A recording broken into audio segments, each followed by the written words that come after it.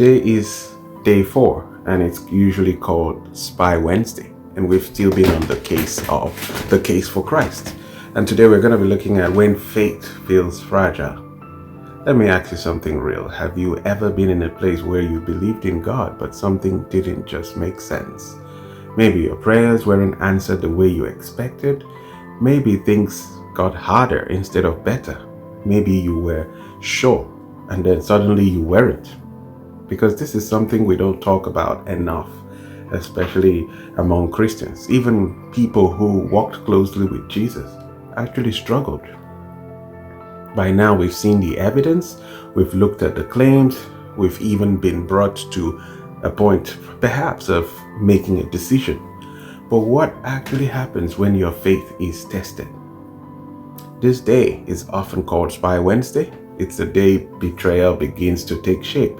Judas is already making arrangements, the pressure is building, the atmosphere is shifting.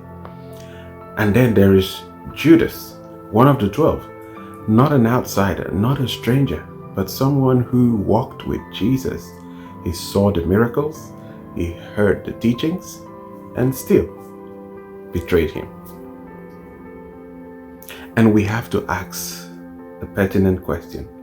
How does someone get that close and still walk away? Because being around truth is not the same as being transformed by truth. Judas was physically close to Jesus, but internally he was disconnected. And if we are honest, this can happen to anybody. This can happen today. You can be in church, you can be in community, you can be even serving and still not be anchored in conviction. We see a lot of people, they just fall away. And let's be careful here, because not all struggle is betrayal. Some struggles are just part of the journey. Remember John the Baptist? We talked about him. He doubted in prison. He actually sent his disciples to ask about Jesus, but he didn't walk away. He asked questions. Even Peter denied Jesus, but he didn't run away. He repented and returned. That's important, because there is a difference between doubt that seeks truth and doubt that walks away from it. One draws you closer, the other one pulls you away. And often, what causes faith to feel fragile is pressure. Pressure from circumstances, pressure from culture, pressure from unanswered questions, and under pressure, what is not rooted deeply begins to shake. But here's something you need to understand. Faith is not proven when everything is working. Faith is revealed when things are uncertain. And this is why evidence matters, because when your emotions begin to fluctuate, when your circumstances shift, you need something stable, truth.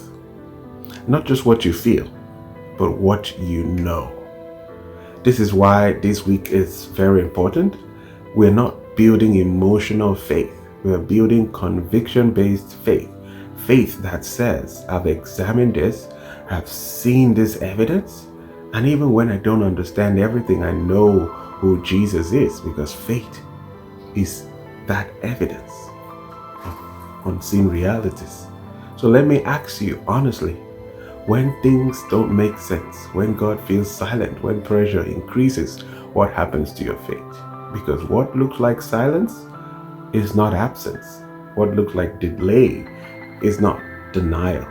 And what looks like the beginning of the end may actually be preparing for something greater. So today, don't ignore your questions. Don't suppress your struggles, but don't walk away either. Bring your questions to truth, because fragile faith, when anchored in truth, becomes unshakable. Happy Spy Wednesday.